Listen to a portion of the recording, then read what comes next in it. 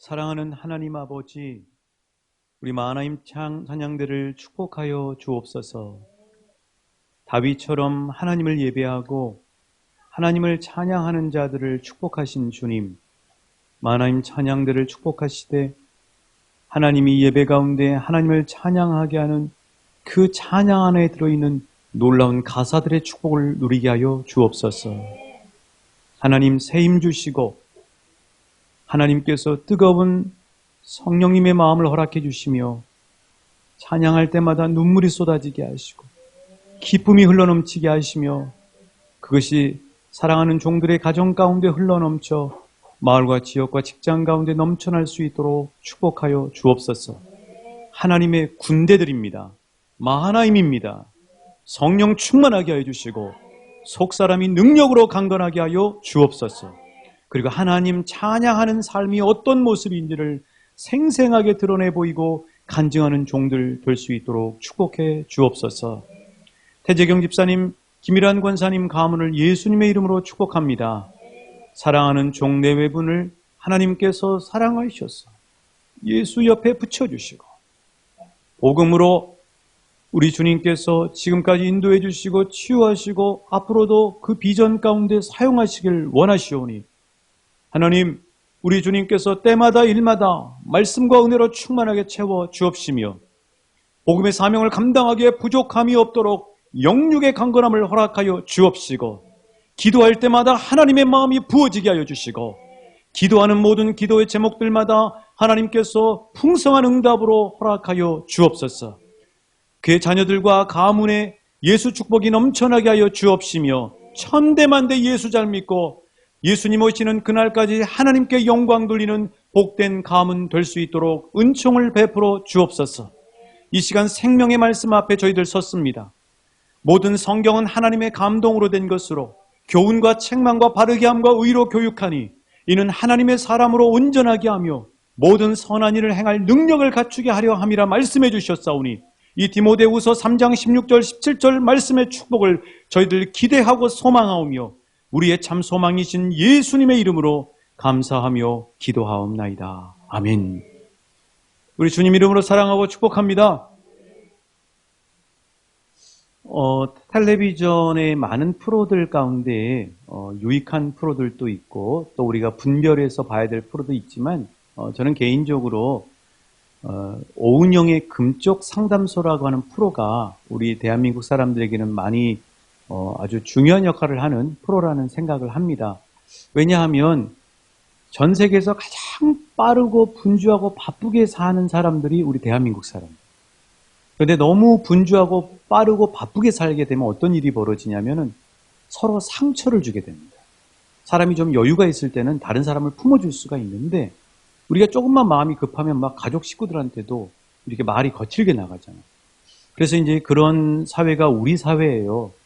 우리 사회가 좋은 점도 많지만 그런 어려움들이 있는데 그런 오은영의 금쪽 상담소라고 하는 이런 프로는 그걸 보면서 거기에 게스트들이 나오는 그들의 그 삶의 고백이나 이런 것들을 들으면서 내가 참고하고 내가 치유받고 또 우리 자녀들을 키우는데도 도움이 되는 거거든요. 지난 금요일에 11월 25일에 오은영의 금쪽 상담소에 나오신 분이 한 50대 중년의 여자 배우가 나오셨습니다. 이분의 그 캐릭터는요, 생기발랄. 근데 생기발랄한 그 배우가 자신의 이제 속 얘기를 하는 거죠. 사실 이제 사람들이 우리가 사회생활 하면서 보면 두 가지 양면이나 있습니다. 어떨 때는 사람들 앞에서는 막 웃고 밝은 것 같은데 또 우리 스스로는 좀 조용한 데 가서 혼자 울 때도 있잖아요. 그 배우도 이제 그런 모습들이 있는데 근데 생각보다 이제 그 이미지가 오랫동안 그 배우를 생각하면은 딱 고착이 돼 있는 상황에서 그 배우가 이런 어려움을 겪고 있다는 얘기를 듣고는 저도 내심 상당히 어떻게 보면 좀 충격적인 그런 모습이 아닐까 하는 생각이 들었어요. 그분이 이런 얘기를 하시더라고요. 하루를 마치고 저녁에 잠자리에 들려 그러면은 사무치는 외로움과 수많은 생각들 때문에 잠을 이룰 수가 없어서 약을 처방받아서 잠을 이제 자야 된다고 하는 그런 말씀을 눈물을 지으면서 얘기를 하시는 겁니다. 그러니까 이분이 아주 활달하고 생기발랄하고 방방 튀고 그러는데 이분이 누구한테 말 못하는 그 스스로 겪고 있는 어려움이 뭐냐면 극심한 외로움이에요. 극심한 외로움. 그래서 이제 이런 극심한 외로움에 대한 얘기를 이제 오은영 박사님이 들으면서 그 원인을 이렇게 진단을 하더라고요. 근데 저는 그 원인의 진단 내용이 상당히 저한테 도전이 됐었어요. 그게 뭐냐면은 마음과 관계가 자라지 못해서라. 마음과 관계가 자라지 못했어요. 그래서 마음도 자라야 되고 관계도 자라야 돼요. 여러분 우리가 아이들 키워봤잖아요. 아이들 키우면은 아이들 아침에 일어나면 뭐 해줍니까? 아마 아이들 키우는 집에는 다 집집마다 한쪽 벽에 자가 놓여져 있을 거예요. 그 자는 뭐 하려고 붙여놓은 거죠? 키 재려고 합니다. 그렇죠? 아이들 키를 재준다. 아침에 일어나면 아침에 이렇게 기지개 켜면은 키가 제일 많이 자라잖아요. 그때 이렇게 이제 거기다 대고 아이고 우리 사랑하는 아들 우리 딸 키가 몇 센치 자랐네 하면서 막 예뻐해주고 또 격려해주고 그러지 않습니까? 사실 근데 그렇게 그 키재기라고 하는 게요 아이들만 하는 건 아닌 것 같아요. 우리 어른들도 키재기를 해야 될 필요가 있어요. 그럼 어떤 키를 재냐고요? 한번 따라해 주시죠. 마음의 키, 관계의 키. 그렇죠. 마음의 키도 재봐야 되는 거죠. 또 우리가 사람들과 가족 관계가 됐건 부부 관계가 됐건 부모 자녀 관계가 됐건 또 교우 관계가 됐건 이웃 관계가 됐건 그 관계의 키도 우리가 재볼 필요가 있는 거죠. 얼만큼 자랐는지. 자, 이제 11월입니다. 그렇죠. 그러면 이제 아이들은 1년에 몇 센치 컸는가 우리가 관심을 갖잖아요. 그런데 우리 어른들은 이제 다 키가 컸어요. 그런데 우리의 마음의 키하고 관계의 키는 이맘때에 한 번씩 재볼 필요가 있는 거죠. 이 극심한 외로움을 이제 잘 극복하는 방법이 뭐냐면, 그러니까 마음의 키와 관계 키를 키워야 돼요. 그래서 이제 인간을 연구하는 인간학자들은 우리 사람들에게는 어느 누구나 다 평생 3번의 외로움이 있다는 거예요. 이 외로움은 뭐냐면 그냥 외로움이 아니고, 아, 너무 외롭다. 커피 한잔 할까 하는 이런 외로움이 아니고, 극심한 외로움. 사춘기죠. 그런 극심한 외로움이 3번 정도 온다는 거예요. 그게 이제 표로 정리했는데 20대 중후반에 온다는 겁니다. 20대 중후반에는 외롭지 않다고 느껴요. 그런데 실은 그게 외로움이라는 거예요. 심리적으로 분석하면. 근데 20대 중후반의 외로움은 뭐냐면은 미래에 대한 막막함과 두려움. 그렇잖아요. 청년들은 미래에 대한 막막함과 두려움이라고 하는 이것이 극심한 외로움으로 느껴지는 거죠. 그 다음에 이제 언제 오냐면요. 50대 중후반에 옵니다. 이제 50대 중후반에 오는 이유는 뭐냐면은 갱년기가 오잖아요. 또 이제 몸이 40대까지는 그래도 어디 아픈 데가 없어요. 뭐 그냥 어디 뭐 이렇게 해서 몸이 껄쩍지근하고 이런 게 없었는데 50대부터는 이제 여기저기 혈액순환도 잘 안 되고 몸도 아픈 데가 막 느껴지고 또 여성분들은 갱년기는 뭐 말할 것도 없고 이제 이런 것들이 겪어지는 거죠. 이제 그러면서 이제 어떤 마음이 드냐면은 이제 건강에 대한 자신감들이 없어지기 시작합니다. 그래서 아, 내가 젊었을 때하고 다르구나 하는 그런 어떤 이제 몸의 약함들 이런 것들이 생기면서 허무함이 몰려요. 왜냐하면 이제 이때는 자녀들이 이제 어느 정도 장성이 돼 있거든요. 그러면서 이제 자녀들에게 막 몰두해서 키우다가 이제 자녀들은 이제 내가 알아서 할게요. 그만하세요. 이렇게 하거든요. 이런 이제 독립의 신호들을 사춘기부터 시작하다가 이제 하는데 그러면서 이제 조금 떨어지면서 허무함이 찾아옵니다. 이때 극심한 외로움이 있다는 거예요. 그 다음에 이제 80대 외로움이 있는데 이 80대 때는 정신없이 인생을 열심히 살아오고 자식 키우고 다 했는데 어느 날 이렇게 눈을 뜨고 보니까 내 주변에 사람들이 많이 없는 거예요. 어디로 가버렸어? 하늘나라로 훌쩍 떠나가고. 그러면서 극심한 외로움이 온다고 하는 사실. 근데 저는 이 인류학자들, 인간학자들이 말하는 이 인생에서 누구나 다 겪게 되는 이 극심한 외로움을 극복하는 최고의 정답은 예수 그리스도라고 믿습니다. 최고의 정답은 예수 그리스도. 왜냐하면 자식도 떠나요.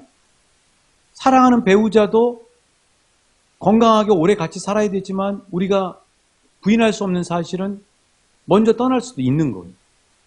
그러면 홀로 남겨져 있는 내 인생 가운데 변함없이 영원토록 여전히 함께 하실 수 있는 분은 오직 예수 그리스도밖에 없거든요.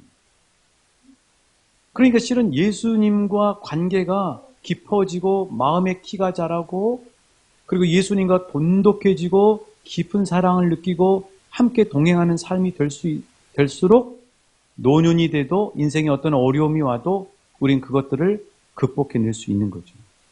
그래서 인생의 해답은 예수 그리스도, 문제의 만능 열쇠는 예수 그리스도이십니다. 중요한 얘기잖아요. 자, 오른손 드시고 한번 같이.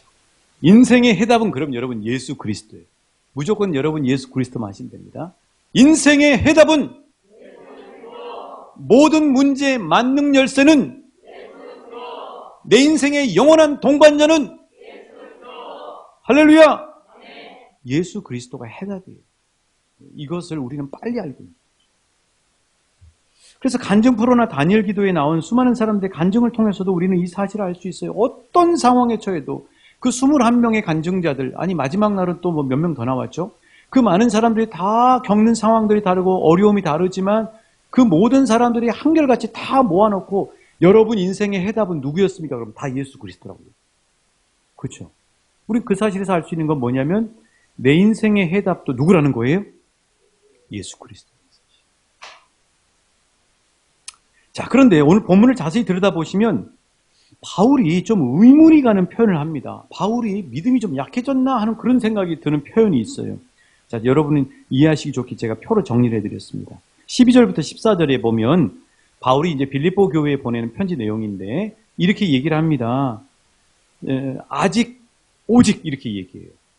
바울이 아직이라고 하는 얘기는 뭐냐면 한번 따라해 주시겠습니다. 내가 이미 얻었다 함도 아니요.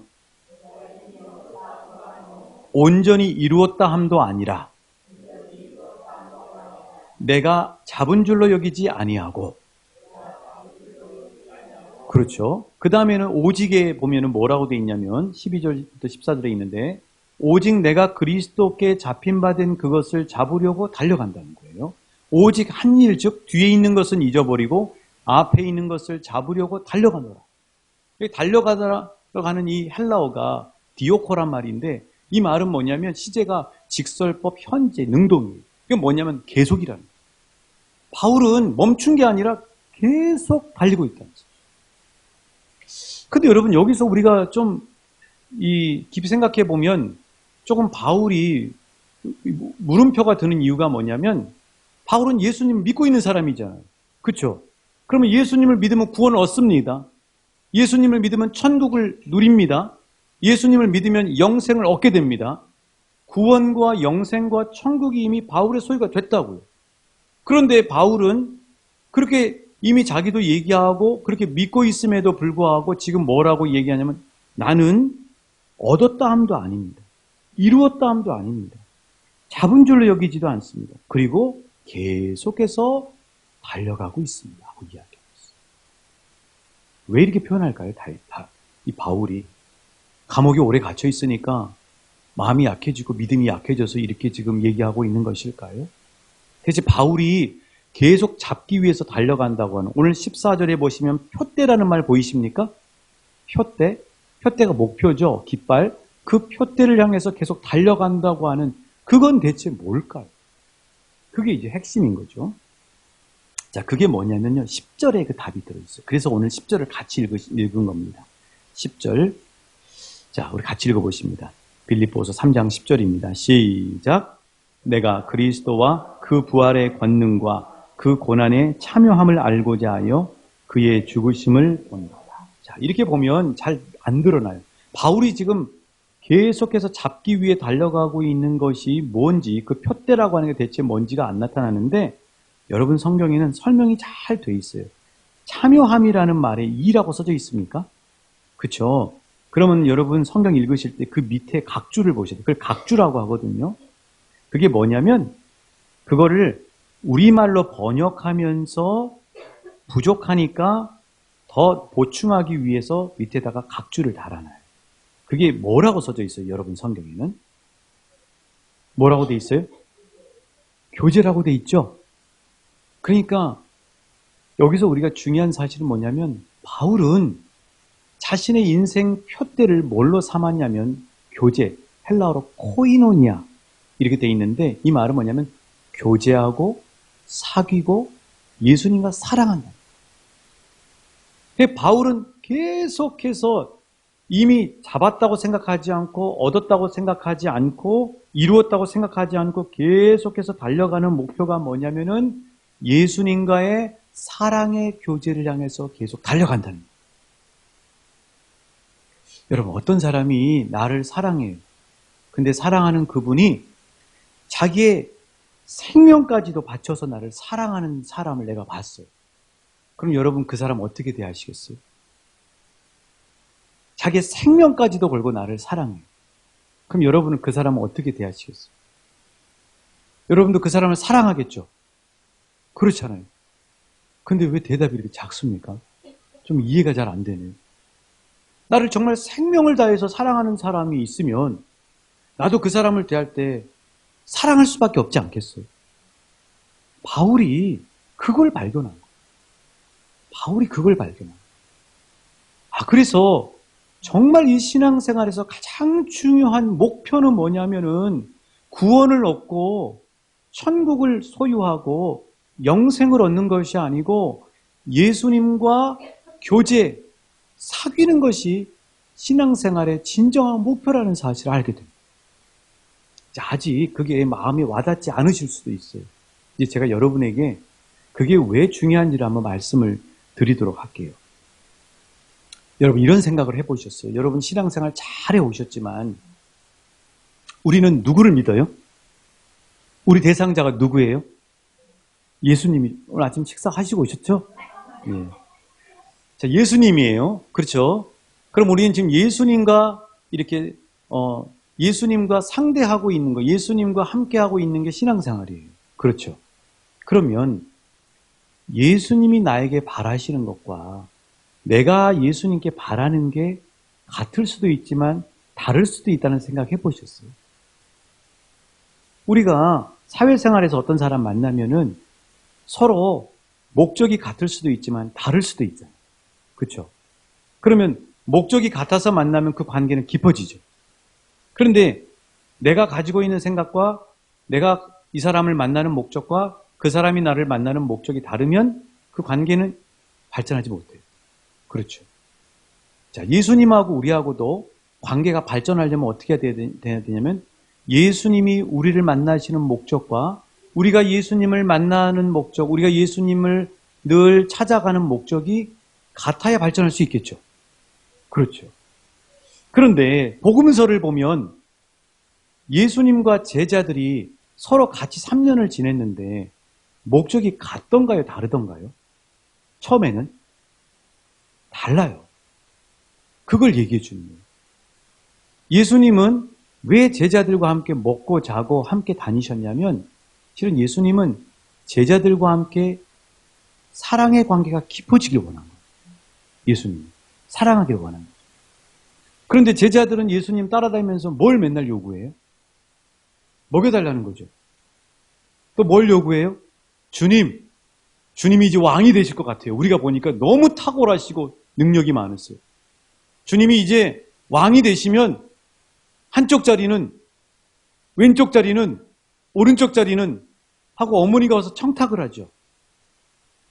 그러니까 예수님과 제자들이 이럴 때 쓰는 사자성어가 뭐냐면요. 동상이몽이에요. 동상이몽. 그렇죠.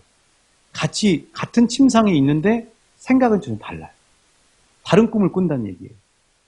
예수님이 제자들과 함께 다니시면서 바라는 마음과 제자들이 예수님을 따라다니는 목적이 다른 거예요. 이걸 잘 생각해 볼 필요가 있어요. 우리도. 내가 예수님을 믿고 예배하는 목적이 뭔가? 그리고 지금 우리를 늘 사랑하셔서 우리와 함께 하시는 예수님이 나에게 바라시는 목적은 뭔가? 이게 잘 맞아야 관계가 깊어지겠죠. 그런 거죠.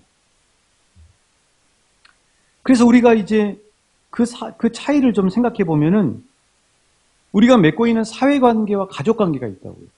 자, 사회관계는 주로 뭐 때문에 만나요? 그 사람을?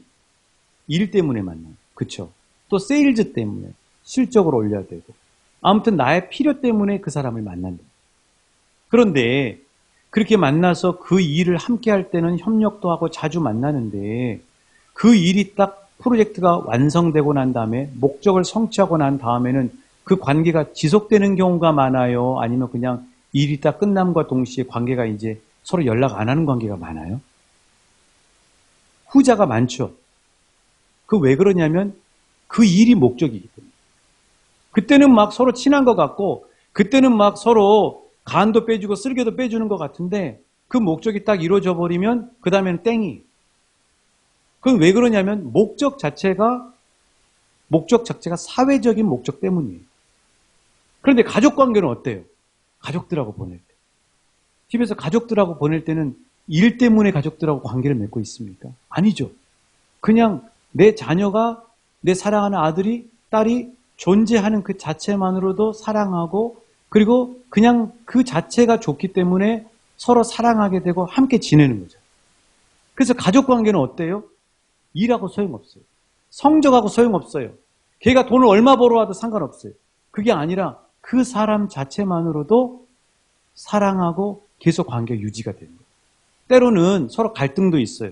스타일도 안 맞아요. 부부간에도 그렇잖아요. 그런데 그걸 서로 넘어가면 어떻게 되냐면 계속해서 관계가 깊어지면서 그 사랑이 첫사랑처럼 뜨겁지는 않을지 모르지만 그 사랑의 이 깊이가 엄청나게 두꺼워지게 되는 거예요.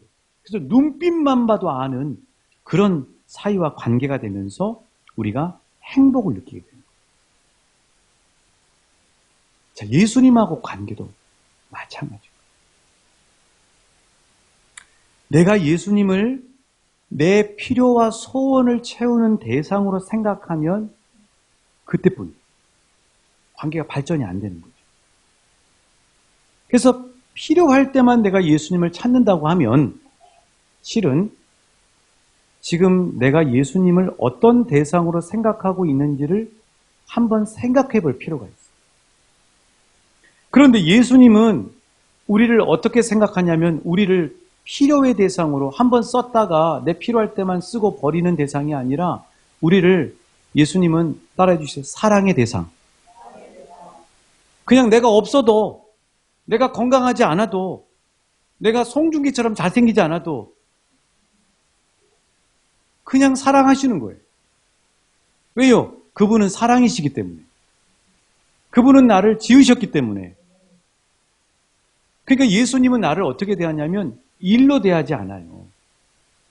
여러분들이 때로 예수님을 만족시키지 못해도 예수님은 우리를 사랑하신다니까요. 우리가 부족해도 사랑하세요. 우리가 서운할 뿐이지. 그러니까 항상 주님이 나를 대하는 것은 사랑의 대상으로 대하고 주님은 나를 사랑하시고 그리고 주님은 나와 깊어지길 원하고 계속해서 친해지길 원하고 깊어지고 사랑하면 어떻게 됩니까? 사랑하면 어떻게 하고 싶어요? 따라해 주세요. 함께 살고 싶다. 그래서 그 집을 만드는데 요한복음 14장에 보면 너희는 마음에 근심하지 말라. 하나님을 믿으니 나를 믿으라. 또 내가 너희들 거할 거처를 예비하러 가노라. 그 집은 어떤 집이에요? 예수님이 나를 사랑하셔서 나와 천년만년 영원토록 함께 살 집인 거예요. 그래서 예수 믿는 사람은 죽음이 두려운 게 아닌 거죠. 왜냐하면 그 예수님, 신랑 예수님과 한 몸이 돼서 함께 살게 되기 때문인 것이죠. 이걸 우리가 잘 생각해 봐요. 우리의 마음의 키와 관계의 키를 재보자고요. 11월이니까. 자, 그래서 예수님은 나와의 관계를 전선 관계가 아니라 탯줄 관계로 생각하십니다. 여러분, 전선 관계는 뭐냐면 전화할 때 전선이에요. 전화는 필요할 때만 하잖아요. 그런데 탯줄 관계는 엄마와 자녀가 태로 연결되어 있는 탯줄로. 그래서 전선 관계는 사회적인 관계의 대부분의 사회적인 관계고 필요 관계예요. 이익을 위한 관계라고요.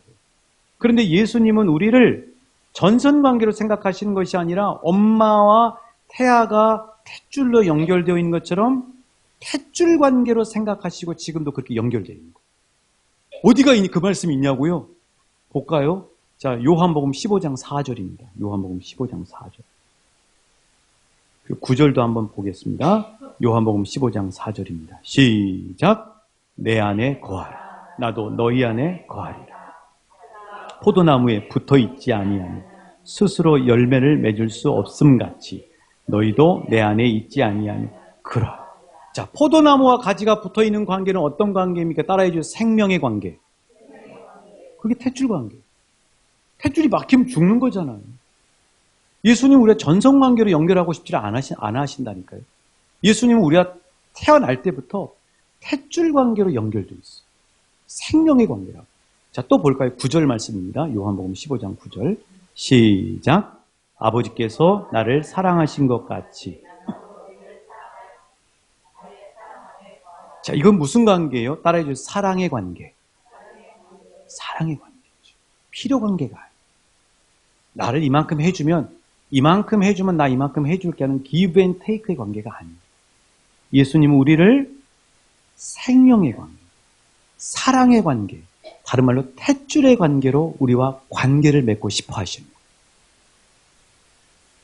우리는 예수님을 어떻게 생각하느냐가 중요하죠. 그러면 예수님은 우리와 사랑의 관계, 생명의 관계로 우리와 함께 교제하고 깊어지길 원하시는데, 자, 그렇다면 그렇게 예수님이 원하시는 그 관계의 방법으로 우리가 예수님을 필요의 대상, 소원의 대상, 내 채움의 대상보다도 먼저 사랑의 관계로 예수님 앞에 관계로 나가기 시작하면 어떤 은혜가 쏟아지기 시작하는가? 세 가지로 여러분이 정리를 해드리겠습니다. 자, 첫 번째는요. 의무감에서 벗어나서 기쁨 충만한 신앙생활을 할 수가 있어요. 한번 따라해 주시겠어요? 의무감에서 벗어나 기쁨 충만한 신앙생활을 할 수 있다. 자, 두 번째는 안후허교 길에서 벗어나 성장과 성숙의 길로 갈 수 있다. 세 번째, 풍성한 열매를 거두고 맛보고 간증하는 삶을 살게 된다. 좀 어려운 말이 있죠. 허후허교. 좀 이따 알려드릴게요. 자, 첫 번째, 내가 예수님을 필요의 대상으로 생각하지 않고 그걸 던져버리고 예수님이 이제부터 진정으로 예수님이 원하시는, 예수님 나하고 관계 맺기를 원하시는 사랑의 관계로 예수님과 이제 관계를 전환하기 시작하면은 첫 번째로 누리게 되는 게 어떤 은혜라고요? 의무감에서 벗어나서 기쁨 충만한 신앙생활을 할 수 있다고 말씀드렸어요. 자, 볼까요? 그러면 이제 예수님을 사랑의 관계로 시작하면은 우리가 신앙생활하는데 중요한 요소죠. 우리 그 수레바퀴 있잖아요. 예배, 기도, 찬양, 뭐 전도, 봉사 이런 거 있잖아요. 이게 어떻게 받게 되는지 표로 한번 보여드릴게요. 자, 보시면은 예수님을 소원과 필요의 관계로 생각하기 시작하면 예배가 뭐가 되냐면 굿이 됩니다. 그렇죠? 굿은 왜 드려요? 두려워서요. 무당이 와가지고 점쟁이가 와서 올 여름에 안 좋은 일이 벌어질 거라는 거예요. 신천지가 그렇게 전도를 하더라고요. 와, 커피가 쏟아진다. 그래가지고요, 또 다른 사람이 커피를 쏟습니다. 가서. 그렇게 사기를 쳐요. 어떻게 해요? 그런데, 그러니까 예수님을 소원과 필요를 위한 관계로 생각하면 예배가 뭐가 되냐면요, 예배 안 드리면 찜찜하고 두려운 게 됩니다. 그래서 예배를 드려요. 벌 안 받기 위해서 예배 드립니다. 자, 기도가 어떻게 되냐면요, 의무가 돼요. 의무. 하기 싫은데 해야 되는 의무가 되는 거예요. 그 다음에 성경이 지식이 돼요. 찬양이 자기 위안이 됩니다. 자기 위안에 머물러 버려요. 헌금이요, 거래가 돼버려요. 왜냐하면 내가 이만큼 드렸으니까 나한테 이 정도 평안도 주고 건강도 지켜주고 해야 된다는 생각을 가져요. 그러니까 뭐냐면 본전 생각을 갖게 됩니다. 심지어는 어떤 분은요, 헌금을 내놓고 찾아가는 사람도 있더라고요. 그런 사람이 있어요. 그거 왜 그런지 아세요? 예수님을 필요와 성취의 대상으로 생각하기 때문에. 봉사와 직분을 뭐라고 생각하면 무거운 짐이라고 생각하는 거죠. 그런데 예수님이 사랑의 관계가 되면, 예수님과 나의 관계가 사랑의 관계로 전환되기 시작하면 이게 다 바뀌기 시작해요. 예배가 뭘로 바뀌냐면요, 인격적인 만남과 축제가 되기 시작하는 거예요. 할렐루야. 기도가 뭐가 되냐면요. 예수님하고 수다 떠는 게 되는 거예요. 수다 떠는 거 좋으시죠? 왜 안 좋은 척 하세요? 좋으시잖아요. 기도는요, 의무가 아니에요. 예수님하고 그냥 얘기하는 거예요, 그냥. 기도는 무슨 뭐 격식을 차서 거룩하시고 자비하시고 이게 아니에요. 그냥 주님 내 마음이 좀 답답해요. 주님 제 마음이 분주하네요. 이게 기도라고요. 예수님하고 얘기하는 걸로 바뀌는 거예요. 성경이 뭘로 바뀌냐고요? 주님의 마음으로 바뀌기 시작하는 거예요. 눈물이 나요. 막 쏟아지고 위로가 넘치고요. 주님이 나를 향한 사랑과 그 격려와 위로가 느껴져 버려요. 그 다음에 찬양이 뭐가 되냐면요. 사랑의 교제가 돼버립니다. 주님하고. 찬양하는. 헌금이 뭐가 돼요? 감사가 되는 거예요. 기쁨의 드림이 되는 겁니다. 봉사가 뭐가 되냐고요? 성숙과 성장의 발판이 되는 거예요. 왜요? 여러분 직분이 쉬워요? 여러분 회장이 쉽습니까? 국장이 쉬워요? 부장이 쉽냐고요? 다 부담스러워서 안 하고 싶잖아요. 그런데 그걸 순종하고 하게 되면 어떻게 되냐면 나 부족하잖아요. 그러니까 그걸 직분 순종은 해야 되겠고 감당을 해야 되니까 누구를 의지하게 되겠어요? 주님을 의지할 수밖에 없어요. 그래서 이 목사가 여러분보다 성경을 더 보고 여러분보다 더 기도하는 이유가 그거예요. 제가 여러분보다 잘난 게 없어요. 부족해요. 그런데 주님이 부르셨어요. 평생 죽을 때까지 해야 되는 거예요. 좋건 싫건. 그래서 주님을 의지하는 거예요. 그래서 또 기도하는 거예요. 그러니까 성장을 하고 그리고 성숙해지는 거예요. 그러니까 예수님을 그냥 내 필요를 채우는 대상, 내 소원을 성취해주는 대상으로만 생각하면 내 마음은 여전히 기도생활, 예배생활, 찬양생활, 헌금생활, 봉사생활을 해도 모래밭밖에 안 됩니다. 모래밭은 어때요? 건조해요. 그렇죠? 그런데 예수님이 사랑의 대상이 되고 예수님이 나를 있는 그대로 사랑하는 것처럼 예수님과 계속 사랑의 교제를 하면서 예수님하고 가까워지기 시작하면 내 마음이 뭘로 바뀌냐면 따라해 주시겠습니다. 옥토밭으로 바뀐다. 옥토밭은 여러분 열매가 많이 맺혀지죠. 그런 은혜가 있으시길 예수님으로 축복합니다. 그래서 전환하셔요. 이 연말에 여러분에게 하나님이 주시고자 하는 축복은 이제는 처음에는 나를 소원 성취, 내가 너의 필요를 채워주는 대상으로 생각하는 건 나도 오케이. 그런데 10년 믿었잖아. 20년 믿었잖아. 30년 믿었는데 여전히 내 앞에 나오는 이유가 너 필요할 때만 나오냐? 그러면 하나님은요, 서운하신 거예요. 하나님은 그냥 항상 함께하기를 원하시는 거거든요. 항상 사랑하기를 원하시는 거예요. 그 관계로 전환되시는 축복이 있으시길 소망합니다. 그래서 예수님을 사랑의 관계로 시작하면은 기쁨 충만한, 은혜 충만한 신앙생활로 바뀌기 시작합니다. 모든 게. 중요해요, 안 중요해요? 중요해요, 안 중요해요? 정말 중요해요. 두 번째, 예수님을 사랑의 관계로 생각하게 되면 어떻게 되는가? 두 번째는요, 안후 허교 길에서 벗어나서 성장과 성숙의 길로 갑니다. 자, 계속 띄워주시겠어요? 이게 안후 허교, 이게 무슨 말이냐면 말을 줄인 거예요.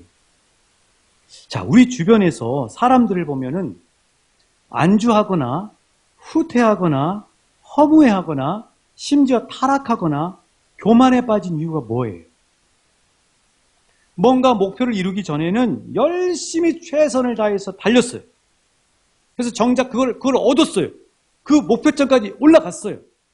근데 그 목표점까지 올라가고 난 다음에는 어떤 일이 벌어지기 시작하냐면은 안주하고 매너리즘에 빠질 위험이 높아지기 시작해요.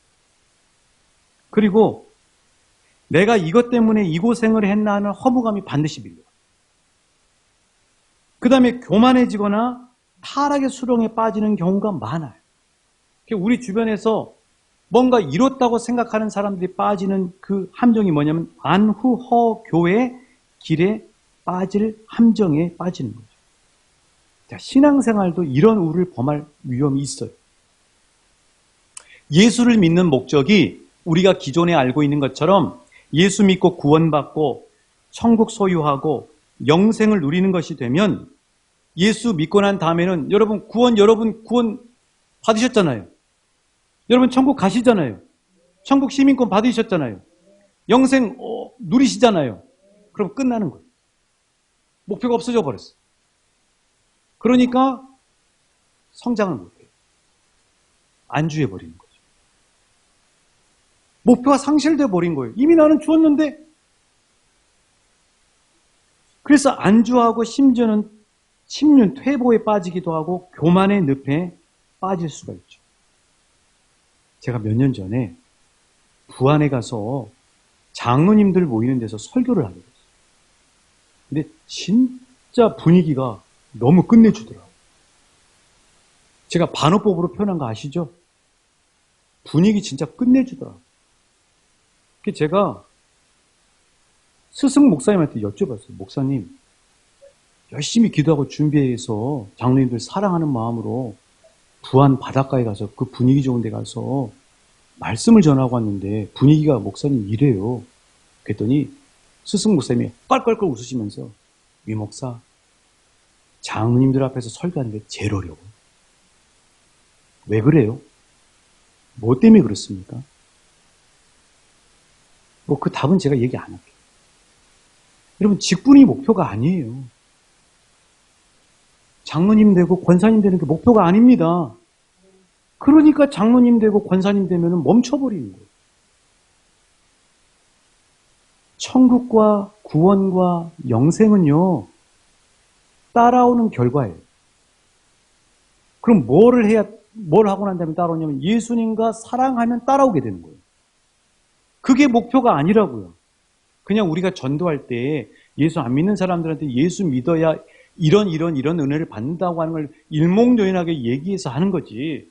실은 예수님이 우리에게 다가오셔서 우리를 구원하신 이유는 뭐냐면 사랑해서 계속해서 예수님하고 깊어지길 원하는 거예요. 이게 신앙생활의 목적이에요. 예수님이 바라시는 거라고요.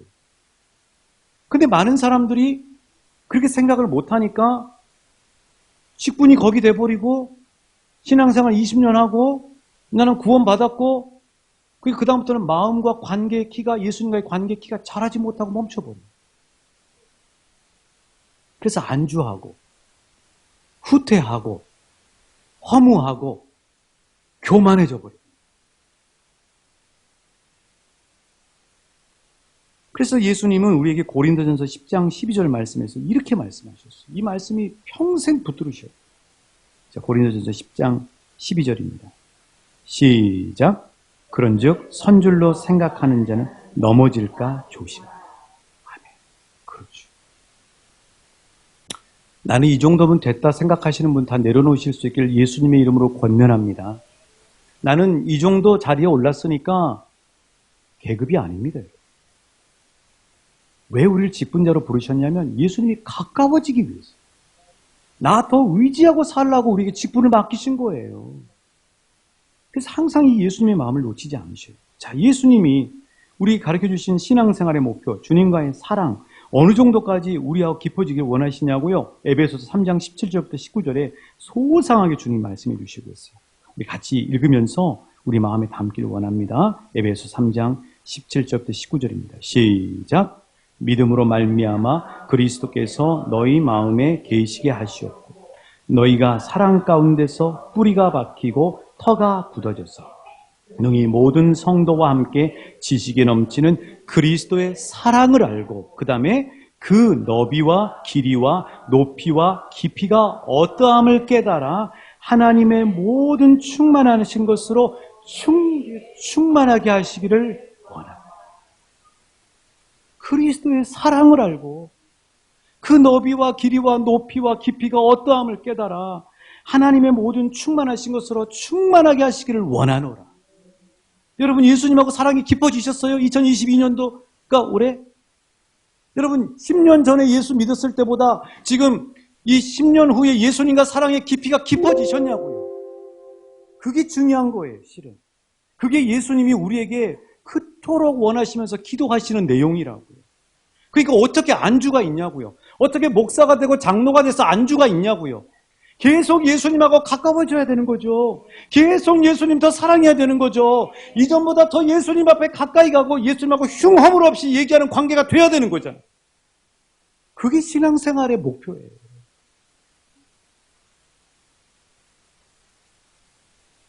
그래서 예수님이 얼마나 우리에게 이 관계가 깊어지기를 원하셨는지 성경에 보면 세 가지 관계, 이게 발전이 됩니다. 자, 한번 PPT 한번 띄워주시겠어요? 그 전에 거. 네. 예수님은 처음에는 사람들은 하나님을 처음 믿으면 당신이 주인이고 나는 종이라고요. 주종의 관계.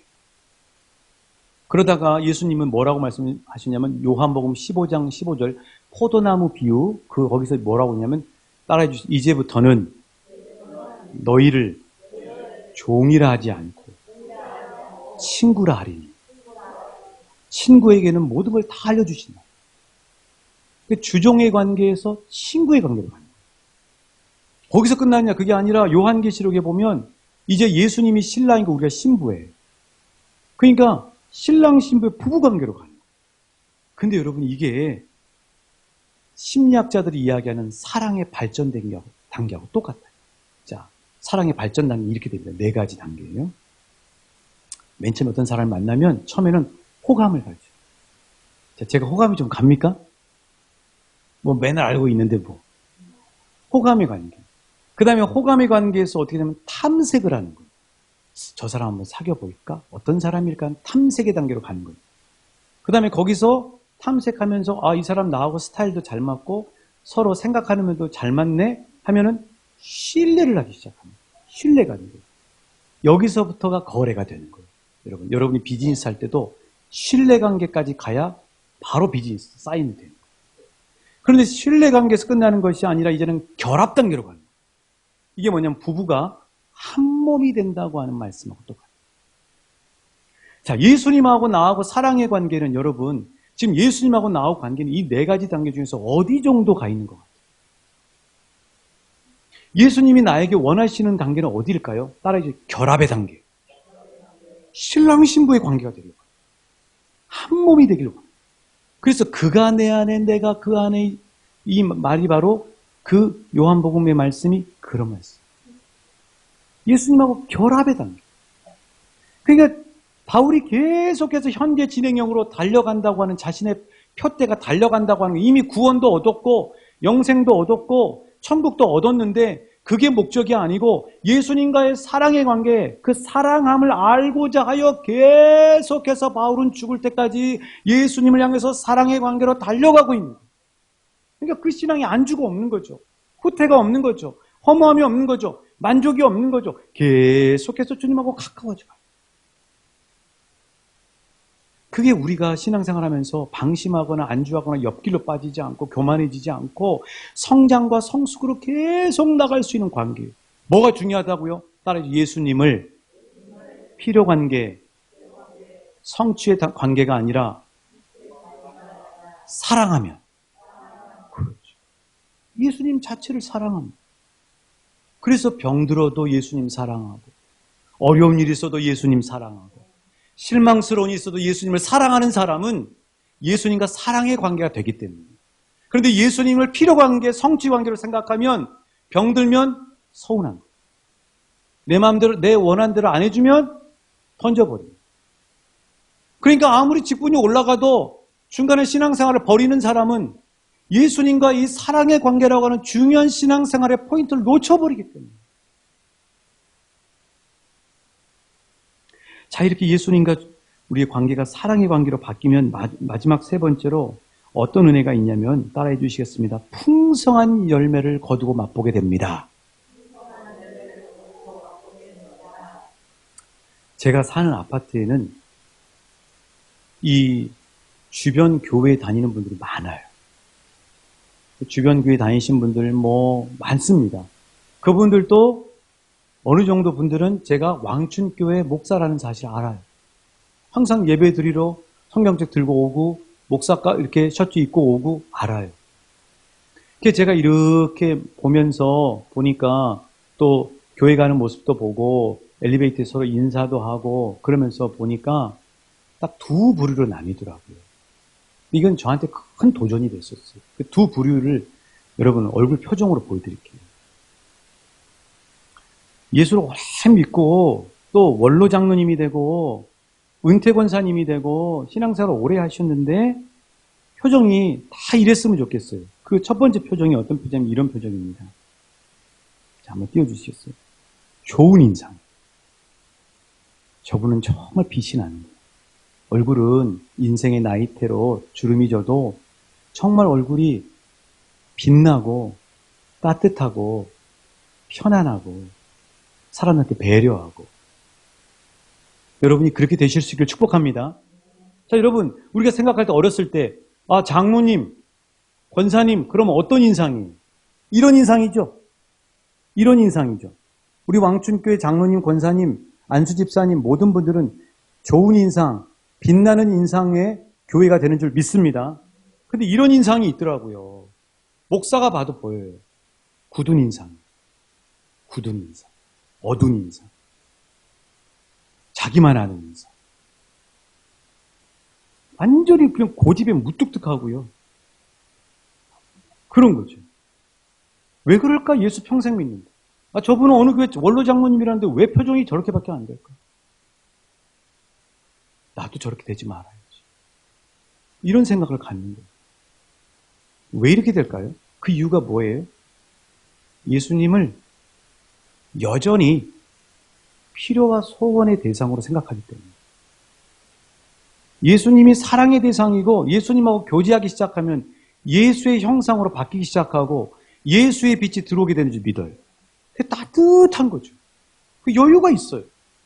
엘리베이터에 타도 애들이 타면 예뻐서 아유 넌 정말 왜 이렇게 예쁘냐 하고 주머니에 사탕도 주고 여유가 있다. 그런데 다 그래야 되는데 우리가 알고 있는 예수 믿는 상식으로는 다 그래야 되는데 그게 아니라 너무 고집스럽고요. 무뚝뚝하고요. 그렇게 되는 분이 있더라고요. 왜 이럴까? 찬송가 212장 겸손히 주를 섬길 때 2절에 보면 이렇게 가사가 되어 있습니다. 인자한 말을 가지고 사람을 감화시키며 갈 길을 잃은 무리를 잘 인도하게 하소서. 이게 평생 예수 믿는 사람들의 모습이에요. 무슨 차이가 있을까? 왜 이렇게 밝은 인상과 어두운 인상으로 바뀔까? 다시 이 찬송가 212장 겸손히 주를 섬길 때 4절에 보면 그 답이 나와요. 장래의 영광 비추사 소망이 되게 하시며 그 다음에 따라해 주시겠어요? 구주와 함께 살면서 참 평강 얻게 하소서.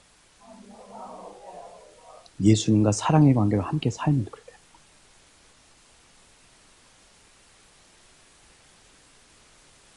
그래서 요한복음 15장 5절로 주님은 우리에게 이렇게 생생하게 말씀해 주시는 거죠. 요한복음 15장 5절입니다. 시작. 나는 포도나무요 너희는 가지라. 그가 내 안에 내가 그 안에 거하면 사람이 열매를 많이 맺는다. 여기까지 되죠.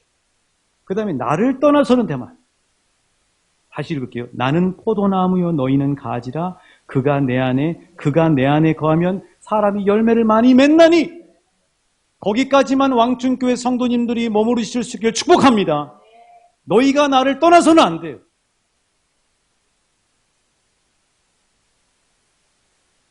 우리는 이제 풍성한 결실의 계절인 가을을 지나서 겨울 채비를 하고 있습니다. 그래서 이번 주, 다음 주 김장 담그시느라고 열심히 애를 쓰시고 계시는 거죠. 어느 심리학자가 왜 가을만 되면 우울증 환자들이 심해지고 가을만 되면 가을 타는 사람들이 가을을 타게 되는가를 이렇게 얘기를 하더라고요. 참 공감이 됐습니다. 그게 뭐냐면 예전에 먹고 사는 것이 풍족하지 않을 때는 가을이 지나고 겨울이 되면 이제 배가 고픈 시절이 됩니다. 그러니까 이번 겨울에는 뭘 먹고 이 겨울을 날 수 있을까에 대한 염려와 걱정이 자동적으로 들어오게 됐습니다. 그런데 여러분, 우리 인생에도 계절이 있다는 거 아십니까? 우리 인생에도 봄, 여름, 가을, 겨울이 있어요. 아마 이 자리에 계신 분들의 반 이상은 인생의 가을을 지금 살고 계세요. 가을은 추수의 계절이죠. 그렇습니다.